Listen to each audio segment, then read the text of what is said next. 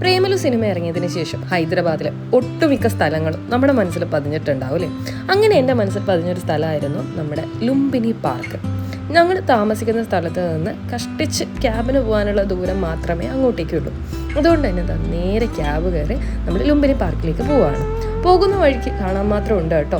ഏകദേശം നഗരമധ്യത്തിൽ തന്നെയായിട്ടാണ് ഈ ഒരു സ്ഥലം സ്ഥിതി ചെയ്യുന്നത്. അതുകൊണ്ട് തന്നെ എല്ലാ തരത്തിലുള്ള ആക്സസിബിലിറ്റിയും അങ്ങോട്ടേക്ക് എത്താൻ നമുക്കുണ്ട്. പക്ഷെ അവിടെ എത്തിക്കഴിഞ്ഞ് കഴിഞ്ഞാൽ ഈ കാണുന്ന ലേക്കിലേക്കൂടെ വേണം നമ്മൾ ഈ പ്രതിമ നിൽക്കുന്ന സ്ഥലത്തെത്താൻ. തൊട്ടടുത്തായിട്ട് നമ്മൾ അവർ പണി കഴിപ്പിച്ച പുതിയ സെക്രട്ടേറിയറ്റ് മന്ദിരവും കാണാം. ആന്ധ്രയിലും തെലുങ്കാനയായിട്ട് രണ്ടായിട്ട് വിഭജിച്ചപ്പോൾ എല്ലാ കാര്യങ്ങളും പുതുതായിട്ട് പണി കഴിപ്പിച്ചല്ലോ. അപ്പോൾ ഈ ഒരു തെലുങ്കാനയിലാണ് ഇപ്പോൾ നമ്മുടെ ലുംബിനി പാർക്ക് ഉള്ളത്.